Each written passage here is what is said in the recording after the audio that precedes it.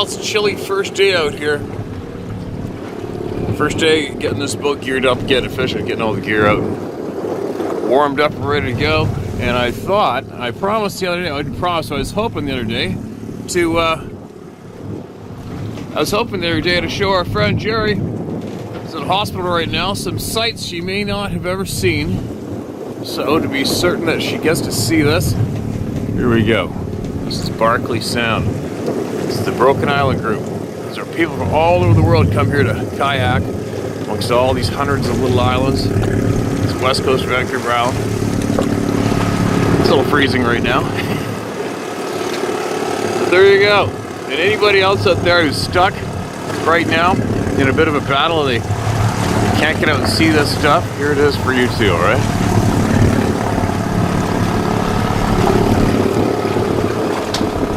Not too many people out here yet. Early season. Got a good time to get the boat going. Some of my good friends right there doing the same thing. His boat. And there we are.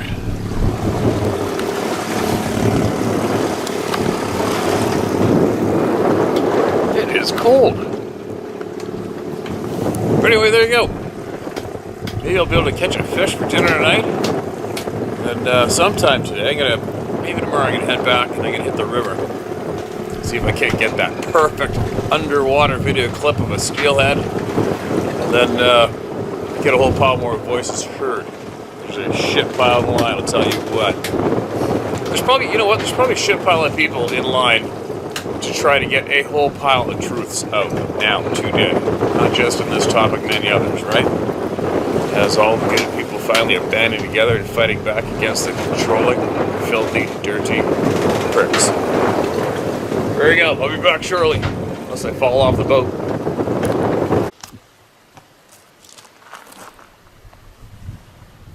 Well, let's hope the weather hangs out, sort of. Gives me a little bit of a break. A frustrating day today. Went out in the ocean today. But I don't know, it was probably blowing 20, 25. And then rollers.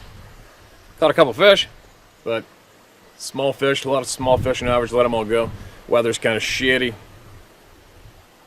So I thought I would rip up the road. I'm on the coast right now. West Coast of Vancouver Island. So I thought I'd rip out to Steelhead River and see if I might be able to go get some fun there. And the river's frickin' flooding. I'd become a missing 411 case if I tried to cross that river today. So now, I've decided I'm not going to go home until tomorrow night or the next day, so I don't know what I'm going to do here. It looks like there's a bunch of hell coming. There's elk tracks everywhere here. Can't believe I haven't seen any yet. But they're here. I filmed a huge frickin' bear today too. Just seen the sow in a cub a minute ago. But it's a good spot to stop and take a minute. It looks like all a wall of water coming, so I don't know. We'll see how I make out here if I get lucky. Jerry and Scott, if you're still hanging out in front of this goofy screen, we're all here with you again today, all right? We're shoulder to shoulder together, all of us. Edgar, you too. I don't know if you're watching us, Edgar, where you are. You seem to come and go and disappear. I hope you're healing up too. I just stacked up my my waded boots around the camera to block from the wind. Hopefully that helps the mic out. Who's in the line? Who do we got? This is a video. This is an email titled Stumped. Not sure how this will fit in, but I've hunted Oregon, Idaho, BC, the Yukon, and Alaska, from the Arctic to the southeast. I've yet to see or encounter a Bigfoot, but I have friends with interesting stories. I did see something one night I'd like to share. It seemed to be a bright star in the sky, and the driver commented, "That's sure bright." I leaned forward to see something way too bright, and instantly was hovering about 100 yards off the highway. I asked to stop the car and got out, curious to see what type of aircraft flies low in fog at night. It was a classic saucer shape, about 35 feet wide and 6 to 7 feet high, and emitted such a bright light it was hard to look at. About 5 feet off the ground and silent. After about 3 minutes, 4 cars had stopped to look at it and flew away at that low elevation. I could see as it lit up the fog banks as it passed through them, past the city lights. 7 miles away and a ways beyond. It traveled 8+ miles from a stop in maybe 1 second. The G-forces from that type of acceleration would crush a human body. Rob. Okay, Rob, there you go. That's a different kind of club of no return, but because you've seen that, how many times have you seen that in all your travels and all the different places you've hunted? Never, right? All of a sudden, bam, there it is in your face. That is the absolute equivalent of all of a sudden one day you may be somewhere and bam, here's this great big tall stinky hairy thing staring at you in the forest. It looks like a man. That's how it happens. It happens just like how that happened to you. Exact same thing. You've been what? How long have you been alive?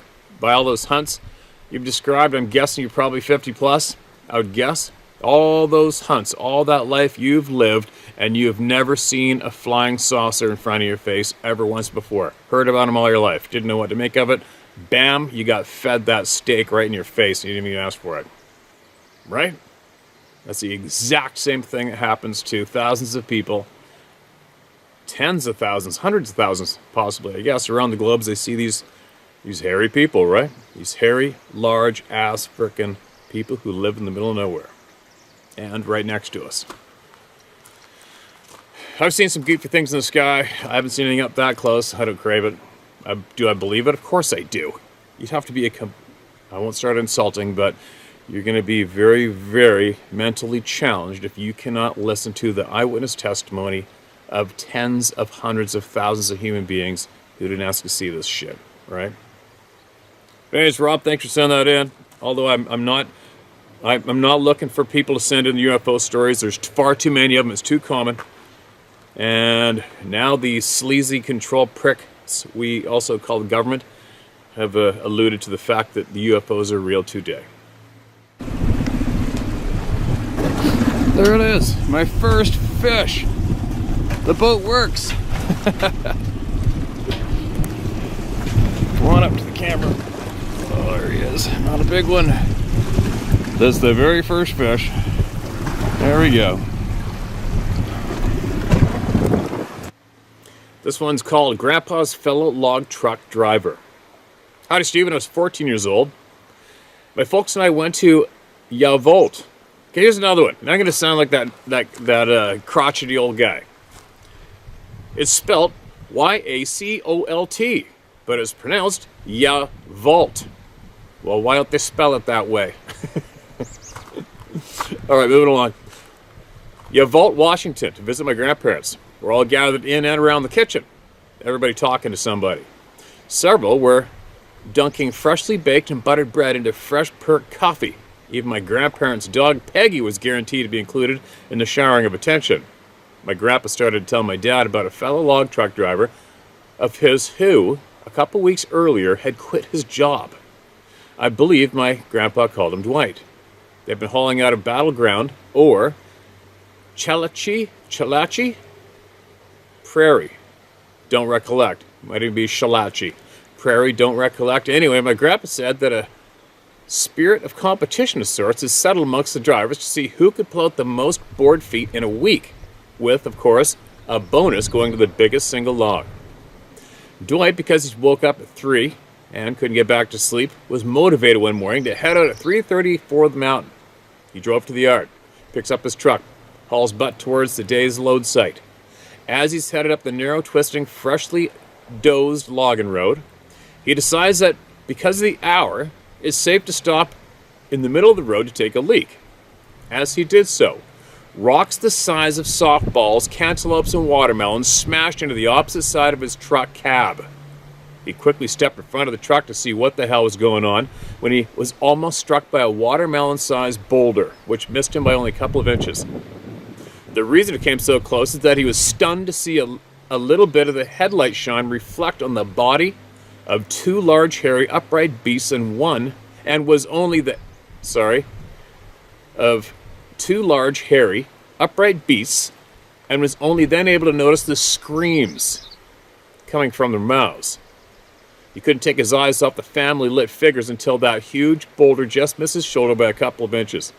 He dashed back to his door, jumped up into the cab, and stuck the truck into reverse.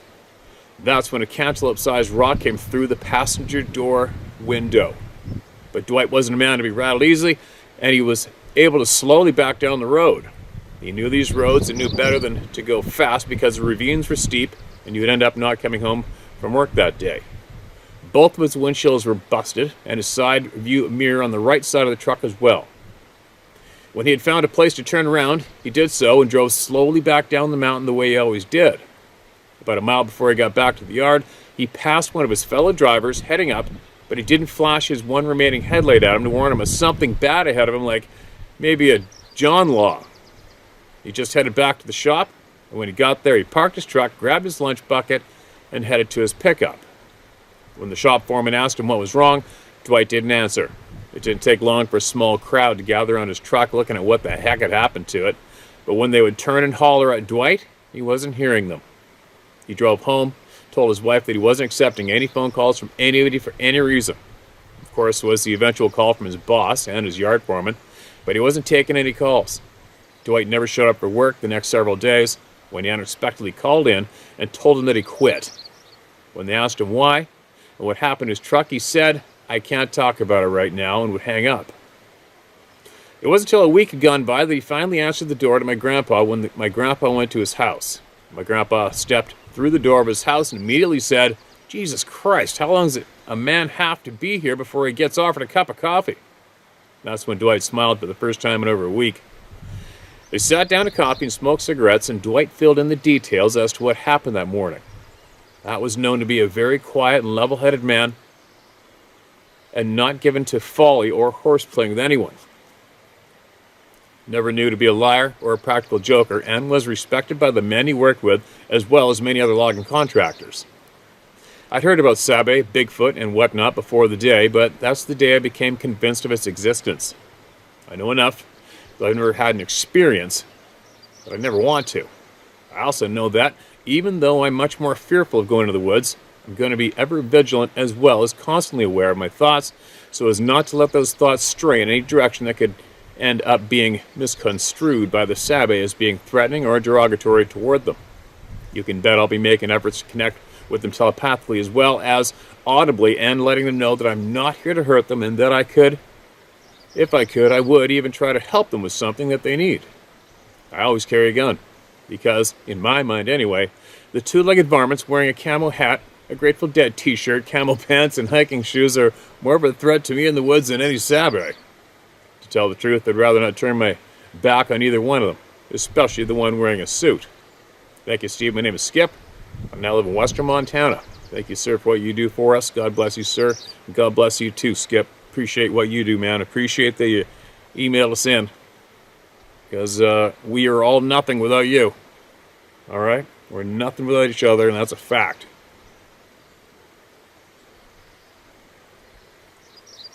More people inducted into the Club of No Return. Didn't ask for it. Wish they hadn't, without a doubt. So you travel that way. Travel that way. About, I don't know. If I had to guess, probably about, you go 10 kilometers that way. And that's borderline where it gets into what I consider a freaking hotbed from hell. When it comes to people having these experiences just right over here. And everywhere around me. Sporadic, but you really want to get into it, you go that way 10 kilometers. And then for the next 30, 40 kilometers after that, that whole zone. From there to the beach. The Walbrand and Carmana. National parks, right? National parks. You know, my friends tell me of their experiences there directly to me. That was what's kind of made me finally go, huh. Alright, well, maybe everybody raising the alarm about national parks might have something there, right? It just might be a direct link between the two, intentionally, that's what I'm saying. Because just because a national park doesn't mean there isn't any humans in there. Human beings seem to flock to national parks, although they don't normally go deep into them, they're too big. The average person always stays on the man-made trails, right? Which I'm grateful for, because it keeps the majority of those people out of my zones. because I don't use parks. I don't use park trails myself, but anyway, let's get another one shared. It looks like I'm going to get away with the weather here. No rocks are being thrown at me from above in the timbers. That's a good thing. This title is Stranger Than Fiction. Dear Steve, we know due to mitochondrial DNA that we are related to Sabe. However, it may be completely reversed than a lot of viewers are voicing. We, I believe, are the hybrids of Sabe. First Nations people have called them the Elder Tribe. A lot of people feel the need to fit things into the belief system we were told as a child. If you look into the Sumerian texts, the clues are all there. The Bible is based on these texts. Abraham was from Ur, which is one of the Sumerian city-states. Superior beings, powerful but flawed beings, and not the prime creator of the universe, created us as a slave race from these beings already on the planet. We are a dumbed-down, smaller, easily controlled, almost hairless version of the old man of the forest. The Tao Te Ching states, pronounced Tao Te Jing. There we go again. Why don't they spell it the way it says? It sounds. Kidding. Pronounced Tao Te Jing, and I am paraphrasing. When an superior man hears the way, he immediately implements it in his life. When a normal man hears the way, he considers it. When an inferior man hears the way, he laughs out loud. It could not be the way, i.e. the truth, i.e. the Tao, without the laughter. This may be a puzzle for some, if you're willing to research honestly. You guy. Okay, man. Appreciate it. I like the way that sounded in the last sentence. Let me read that again for anybody who didn't pick up on that one. When a superior man hears the way, he immediately implements it into his life. When a normal man hears the way, he considers it. When an inferior man hears the way, he laughs out loud. Hit that nail on the head. Right? The laughing ones, I feel bad for the people to laugh. When your reaction is to laugh at new knowledge, you're in a real, sad, lonely place, in a place of no escape. Maybe. Unless you can really pull it together and get out of there. Alright. This one's titled A Funny Story. This is my Uncle AC's story. Now, he was small in stature, but a mountain of a man, decorated Vietnam vet, and a sneeze.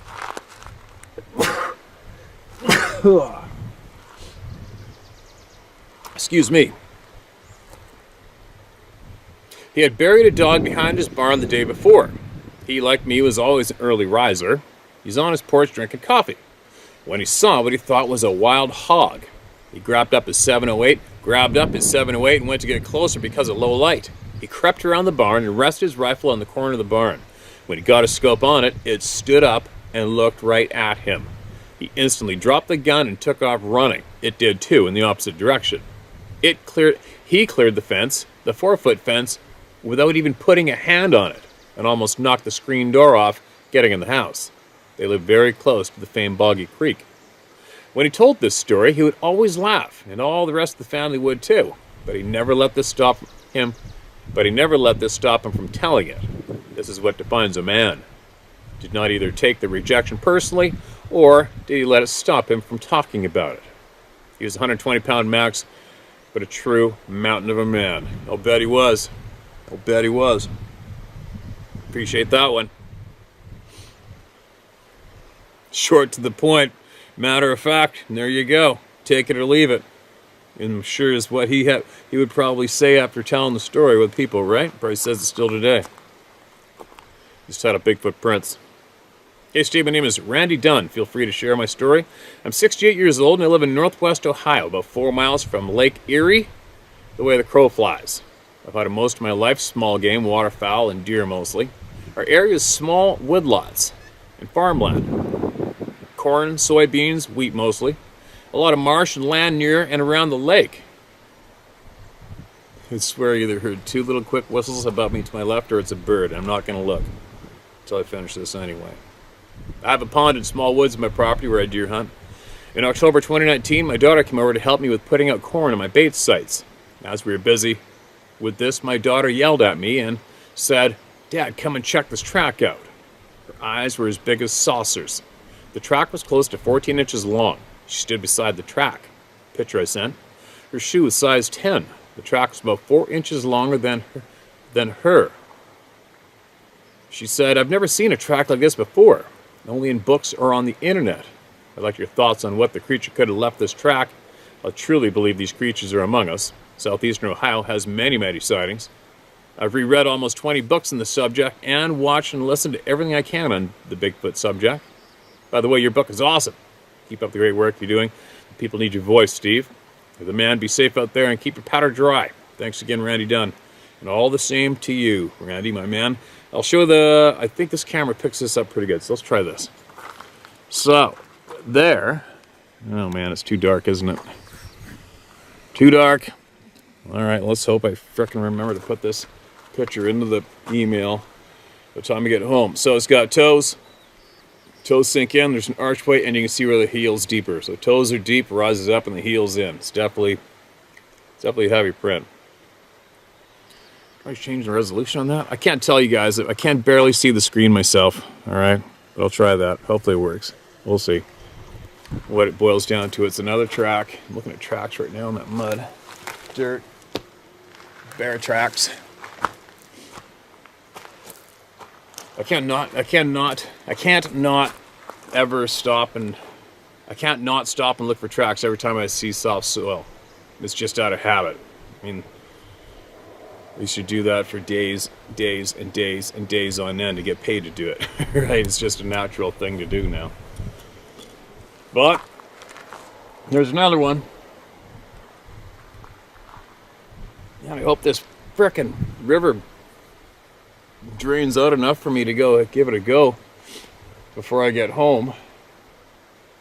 And it's not about catching a steelhead out. I'm just starting to really figure out how I can get the camera to get a real cool video. Like, I'm trying to get the best frickin' wild steelhead underwater live video that I can. And what I think where I've been screwing up is I send the camera straight 90 degrees down the river. What I think I should do is, so I can pivot the camera. What I really want to do, especially when I know there's a handful of steelhead in that hole, they should still be there, is I want to send the camera down on an angle sideways so I get that full, wicked, awesome sideways view of the river and hopefully all the colors down the side of the fish. Capture it to share. What a funny thing to get excited about, isn't it? Can't help it. That shit excites the shit out of me. Always has. I've always tried to film stuff. Sadly I realized later I should have been doing this from the beginning, filming, learning how to. As an example, years ago, I remember when hunting videos first came out on VHS tapes. I was absolutely amazed. It was almost like seeing a Sasquatch for the first time, was seeing people actually hunting on video and it's caught on film. I couldn't believe it. And then I remember I'd always put money aside every payday from work. I'd put money aside, number one, to rent a boat for my fishing, and number two, I'd put money aside so I could go rent a great big video camcorder. And they were huge. They were this big. With the VHF tape slammed to the side of it. Then I would take that steelhead fishing in the Cowichan River, and I would try to videotape steelhead fishing. Man, it was a long time ago, but that gives you an example of why I'm passionate about doing it and have so much fun doing it. I just love it. I love trying to capture shit on film out in the real world that some people may not have yet. Even if they haven't, it's because I haven't yet. It excites me to do it. I'm sure there's people out there that do it way better than me, obviously. And that's not what I'm getting at. I'm getting at is I just frickin' love doing it. It's so much fun for me. So I'm going to finish up with one more here. Then I'm going to carry on farther up the road and see what's up around this corner. Dad's story. Steve, I was reminded by some of your stories of people being out in the woods and having pebbles or pine cones thrown at them, especially at night around the campfire. This reminded me of my father's story, which, by the way, he never attributed to Bigfoot. The story was actually told to me by my father's good friends. We shall call him Fred, some years ago, as a mystery that he apparently carried within himself for many years, noodling on it yet could never figure it out. Apparently, the story goes that Dad and Fred were camping in the western end of your favorite mountain range, the Adirondacks. Adirondacks of northern New York State in the late 60s or early 70s, before I was on the scene. The area in question has so many Sasquatch sightings and is in the vicinity of where I also had a sighting of a strange being swimming in the lake many years later. Recall 7 Adirondack Bigfoot sightings from about 2020 that I sent in and that you read on your channel. They were there fishing for bass and perch. The lake is located in the wilderness area east of Watertown, New York, and in amongst the many, many other Adirondack lakes and swamps that reside there. You must hike in this area and cannot drive to it.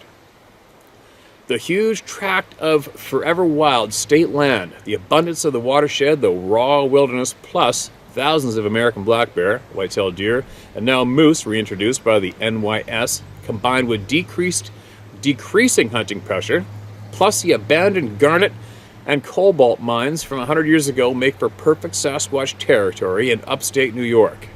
I still hear about crazy stories coming from up there concerning gun battles, stolen livestock, and smashed up properties to this very day, involving the Bigfoot living in the area. I have no doubt about it.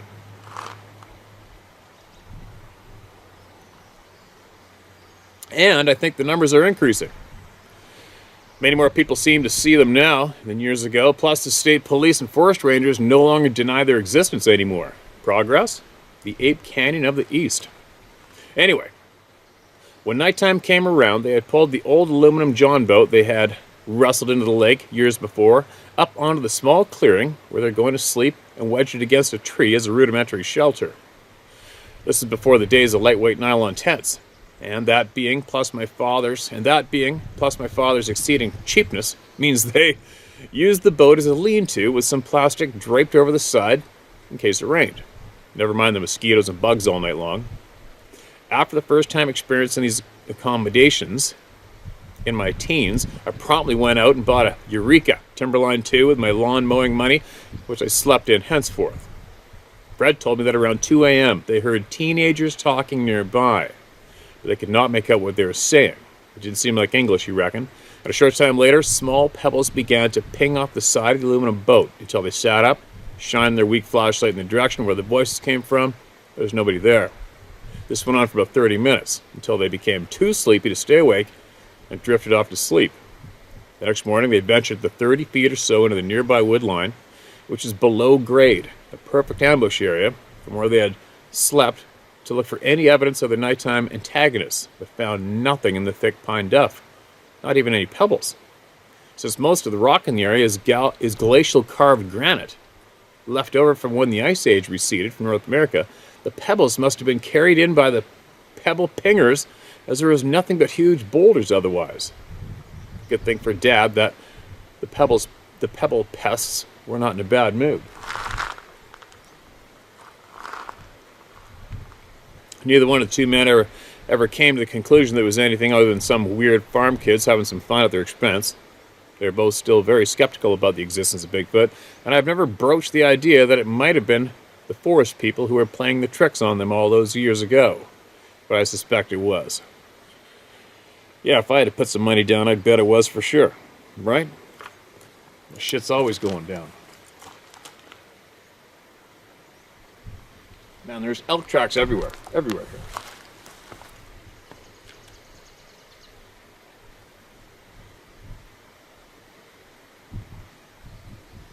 Alright. Enough of that. I'm going to carry on up the road. Hope it doesn't pour like cats and dogs again until at least after tomorrow. I'm going to go back to the dock, work on the boat, visit my friends in this shit-eating weather. And then maybe, I don't know what I'm going to do tomorrow. We'll see. Either going to go film a steelhead or catch some salmon, or, I don't know, go somewhere really cool and make some more of these videos and hope that all of our friends who are having challenging times right now pull through.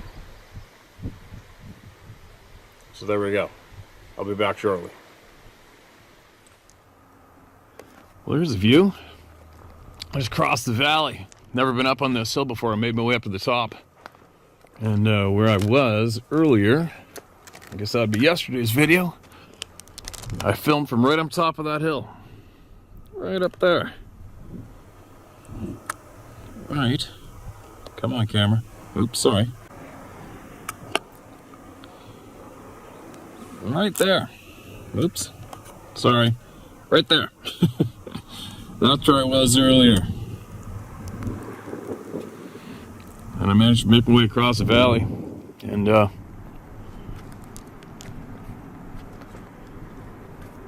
never been up here before, but check it out. You actually see the ocean out there. Barkley Sound. Kinda. I guess on a sunny day you'd see a lot. It's funny, there was some camp smoke down there earlier across the bridge. Actually, I'll tell you about that in a second. Here's where I am. Let's get this camera set up. And I'll fill you in. Alright, I don't know if this is going to work or not.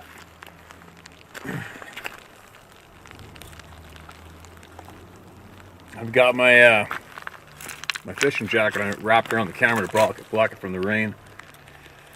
Anyway, it's kind of funny. I went all the way up the valley, went to where those huge falls are that I've been fishing out a few times. And I was looking at all the elk track and everything, and it's coming back. I saw some campfire smoke coming up from the Logging Road bridge. Goes across the river, and I look down, there's a couple guys down there kind of looking up, because this is in the middle of, kind of somewhat in the middle of nowhere, right? And I'm looking down at them off the bridge. And one guy had camo from head to toe, and I saw a pack frame. I'm like, okay, they're bear hunting for sure. And I just saw there was a bunch of bear sign up the head of the road, so I spun around and went down there. So you guys after a bear? And it's kind of funny, whenever you approach somebody in the middle of nowhere, they're kind of looking at you like... Especially a dork like me comes bouncing out of my truck. Hey, what's up? You guys after bears? You know, and they're like, yep. Oh. And I started bullshitting with them, told them where there's one up there anyway. Had a little talk with them. But it's kind of funny how people... I can read people like a book, and you can tell when somebody's uneasy. You know, these poor guys were uneasy almost the whole time I was down there talking to them. They finally eased up and realized I was legitimately a semi-normal person who wasn't out to attack them for bear hunting, or I wasn't an axe murderer or whatever. Well, I might be an axe murderer. You never know. There's still time. But anyway, that's my exciting moment from the day so far. And it's drizzling right now. I don't know if I can do this outside or not. I'm going to try. So I like it outside no matter what. But the drizzle might cover the phone screen, and the drizzle might cover the glasses. There's big, huge, oversized off-road gravel trucks working in the valley below if you hear any weird noise. Let's see if I can squeeze this one out real quick. Lifetime of Alabama, Sabe, and others. Well, let's do want to start by saying thank you for everything you're doing. It means more than you'll ever know. This is a long one. If you don't share, I completely understand. We're in. Go for it. But if you do, please don't share my name. Uh-oh. Did you share my name? Your name? Nope. All right. I'm a keep to myself outdoorsman and family man, and I live right in the center of Alabama. I've had several weird encounters with these Sabe people over my lifetime. These encounters with Sabe happened in the gap of the mountain on the edge of the Coosa River and in the Union Grove area of Chilton County, Alabama. The first two encounters happened in the same year, about 2 weeks apart in 2006. First was a tree knocking at around 11 a.m. while I was standing with my dad on the edge of a logging road walking back to the truck. Second was around 9 a.m. while my dad and I were skinning rabbits by a creek. Something threw rocks in the creek right beside us. At first we thought it was a hunting buddy playing tricks until I saw a rock fly out from behind a group of downed trees about 75 yards away, and the rock was as big as a 1-gallon milk jug. I didn't realize these were encounters until I started listening to other people's stories. The next encounter happened in 2008. I just got my driver's license and hunting license, so I was able to hunt alone. I was on my way to a tree stand about an hour before sunlight when something screamed at me, and I could tell it was clearly pissed. Steve has scared the shit out of me. So I turned around and started quickly walking back to my truck. It followed me 700-something yards all the way till I made it to my truck. See, that shit sucks. That's not nice at all. Something kept on telling me, move faster, get out. I've never been that terrified in my entire life. In 2009, Steve, I had my first and only sighting and put my puzzle pieces together. It was in the high 20s this day, and I went and set up on the edge of a 2-year-old clear cut to see if I could catch a buck chasing does. At around 8:15 a.m., I saw 2 does come running into the clear cut out of the timber at about 175 yards. I got my gun ready, anticipating a buck chasing them. About 15 minutes later, I saw this weird-looking animal come out, kind of on all fours, but it was walking really weird. I sat up in my seat to get a better view, and this thing stood up and looked right into my eyes. I was in between shock and what I felt like a mental breakdown. This Sabe had grayish-brown skin and dirty blondish brown hair. It was skinny and is about 5'7" to 6 foot in height. I'm assuming is a juvenile. They're definitely not primates. It looked so human. We stared at each other for around 30 seconds and it took off running faster than anything I've ever seen. I didn't wait around after it disappeared into the other woodline to make a fast retreat. Over the past few years, I've heard crazy screams/yells and wood knocks behind the house. Luckily, that's it. I do not wish to have any more face-to-face encounters. Steve, I gave up on hunting for a while, but I'm back at it. Good news. Good to hear. I just don't bow hunt anymore, and I have a hard time going to and from in the dark. It's been firearm hunting only. Thank you again for all you're doing for us. I, too, am a no-nonsense guy and get hostile towards people downing other people. So therefore, it's easier to type this out than talk about it. Good luck hunting and fishing. Stay safe, brother. Thanks. You too, man. You stay safe, too. And good luck hunting and fishing for you, too. And,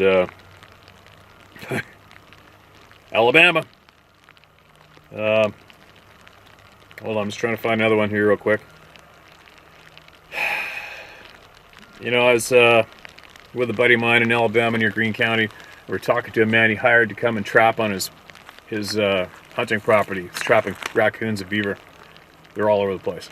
And the guy had been following my trapping videos online and knew who I was. And then he went straight to telling me about, or maybe I asked him. No, he went to telling me. He told me about massive dumps, meaning poop, that he found, and 17-inch footprints on a farm field that he found as well. And I don't know, I think that was northern Alabama he found that. But you know as well as I do, man, there's shit piles of sightings in Alabama. Just is. Welcome to the club of no return, right? Somebody else is going to be nodding up and down what you saw, and somebody else has probably seen that same thing that you saw too. You wait, they're probably going to write in or comment about it in the section below. This title's short but sweet. Hello, Stevie. My husband found your channel last year. We appreciate you using your site for a platform to bring people together to share their stories where most people would laugh at you. I sent you a story about aliens I've seen, but this one is not about that. We were in Sedona, Arizona, my favorite place in the world. So beautiful. May 3rd, 2022. The second day in our trip, my husband woke up, his back hurting. It was around 3:30 a.m. I got up to see if there's anything I can do. He was sitting in the chair by the sliding glass door in the timeshare. I opened the slider and stuck my head out and said, "Good morning, Sedona." Just then, I just heard a loud sound. My husband said, "Did you hear that?" And I said, "I did." And then kind of puzzled, I looked at him and I said, "What do you hear?" He said, "Coyotes." Just then a pack of coyotes started howling. I said, "That's not what I heard." And he said, "What did you hear?" And I said, "A powerful low moan or howl throughout the whole valley."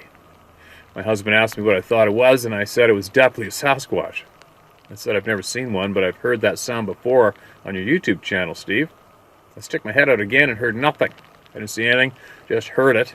And to me, it sounded very sad. I told my sister the next day, and she laughed. And I told her, "Laugh all you want, but I know what I heard." Thanks a lot, Steve, for your channel, and I hope the best for you and your wife. Stay safe. Thanks for sharing my story. You can use my name, Sally DeYoung from California. All right, Sally. Sedona, Arizona, you guys. There you go. Whoever's living there, and whoever may have seen something, you're probably shaking your head up and down. Sedona, Arizona. Man. Oh, what's this one? All right, this sounds important. Let's mark this as red. I'm getting kind of wet. Hopefully I can pull this off. Here in the middle of nowhere, and I hear a frickin' gravel truck behind my head the whole time, right? I can't escape the noise, I'll tell you what. I don't know why, I just can't stand the background noise. I know some of you probably can't even hear it, and I know. It's just me. Listen to this. This is titled, okay, I've wanted to tell this for 40 years. Hi, Steve. If for some reason this does show my name, please don't use it. I still live in this area. Alrighty. In the spring of '78, I was appointed to the State Patrol of a southern state that borders the Great Smoky Mountains. I'd never lived in that area before. I was assigned there, and I was a young man in my 20s. In those days, you got 6 weeks of academy and gun and ticket book. You'd ride with a senior trooper for a while, and then you were set loose to make it or get fired. We'd worked a bad accident near the national park one afternoon into evening. 3 fatalities were involved. That sucks. I had help from a senior trooper, who we'll call John. John was old school. Nothing fazed him. Solid as a rock and easygoing. He'd probably been a trooper when I was born. As we waited for the wreckers to show up, he pulled out a cigar, lit it, and then sat back on the hood of my big Plymouth Fury. We were talking and looking around when this terrible smell came out on us. I asked what that smell was because it was a bad day already. John stopped talking and got up immediately. He looked at me and said, "Well, kid, you're going to see something now." John walked around the cruiser, reached in and pulled out an .870 pump shotgun. I got one of those. And handed it to me with a serious look. He said, "You watch the tree line right there," and pointed out a spot. As I watched the tree line, I heard him open up the truck, and next thing I knew, he was standing beside me loading a snail drum on a Thompson machine gun. I'd seen one at the academy, but had no experience with that at all. That would change very soon. About 50 yards away, I saw what appeared to be an upright bipedal figure step from behind the tree line. This thing was huge. It had been over 8 feet tall. I measured the sapling the next day near the spot, and it measured 7.5 feet, and this thing was taller than that. It was covered in reddish fur and had no neck at all. Its chest was massive, and I can only guess that it had to be 700 or 800 pounds. It let out a roar like I've never heard before or since, and John pulled the bolt back on the Thompson. In an even voice, he said, "If that thing charges us, I'm emptying this out on him, and you do the same." At that point, I decided, yes, me too, and racked a shell into the .870. The creature looked at us as if he was picking out lunch and started to move forwards some, at which point John cut loose with about a 5-round burst over its head. The creature then turned to run back into the woods as fast as I've ever seen anything that big move. I really don't think we could have stopped it with that firepower we had. We had no comms other than the cruiser radio, and not another trooper was within 40 miles of us. I was stunned. I'd hunted some as a boy, but Jesus, this was off the wall. I took up cigar smoking that night, and yes, some drinks were involved too. John talked to a senior sergeant that worked for. I was out of the conversation. I was then told to take a few days off with pay. I didn't know how to deal with this, and was on my own in those days. He never said anything people would think you were nuts, and I was a rookie to boot, so I just kept it in. I would never tell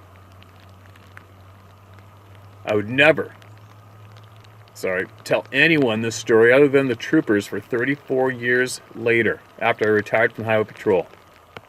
On a back note, I asked John where in the world he got a Thompson Center machine gun. He said, "Well, the ones of us who have seen those things get issued them." I thought, okay, whatever. Maybe that was true, and maybe it wasn't. About a month after the encounter, we were at a backyard barbecue the district captain had suddenly thrown out of the blue. There's no punctuation. A little bit missing, I mean.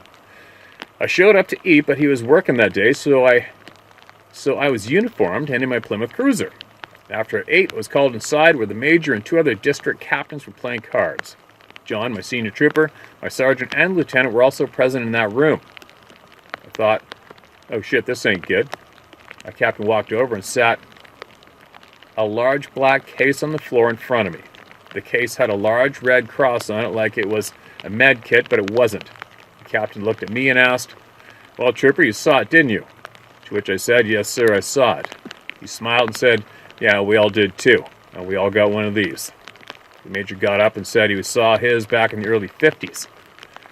I was then given instructions to never use it unless I was involved in another encounter with the creature. And at that point, they said, "Kill it if you have to, but come home, that's all that matters, and we'll deal with it." I carried that case in my trunk for 34 years and never had cause to use it, but I did feel better having it. When I retired, you have to turn in your cruiser, a friggin' Ford Explorer, in at the main headquarters downstate and sign papers and such. When it came time to turn in the black case, the major in charge, I got rain all over the screen, all right? Sorry. When it came time to turn in the black case, the major in charge of the vehicle entered, reached in the back of my Ford Explorer, picked up the case, and handed it to me. He looked at me and smiled and then said, "Hey, you might need this med kit sometime." As I left, I noticed new cruisers been prepped for duty in the eastern part of the state, and none had a spot for the case. Whereas every time I received a new car or truck, a spot was designed just for that case. Well, that's it. Yes, they exist, and people higher up know, but you and they don't say a word. You just join the club of the believers because you saw it, and you live with that as best as you can. Thanks for what you do, sir. Thanks for what you do. And thanks for what you did. More importantly, thank you for coming forward, even though it's 40 years later. I hope it helped you somewhat, getting that off your chest to such a massive chunk of people. 40 years. I wonder if you ever had any kind of PTSD from that incident alone, I wonder, possibly. I think a lot of people have. But I know all you first responders, the PTSD thing is sadly very common. A bunch of my friends are first responders. And yet they still don't inform the public, right? They still don't inform the public. Even the unfortunate police officers that see these things, the military guys that see them, and all the above have been dedicating their lives to protecting the people. But unfortunately, we're not allowed to tell the people the truth at the same time. It's kind of weird, isn't it? Kind of wrong. But anyway, I'm still feeling a little snoopy. Snoopy meaning snooping around. This is what I like to do. I like to just go snoop around, go up these old logging roads that have never been used for a long time. Snoop. And hike, whatever. Learn it. See it. Learn it. Snoop. And film shit if you see it. So, it's too wet to be out here doing this right now, so I better get moving. Hopefully that river comes down some more. I don't want to come all the way out here and not be able to take a stab at getting some wicked video clips of some fish. Maybe fight one, who knows, whatever. But we'll see what happens, what this weather does. I might pull over and share some more here again before I go in.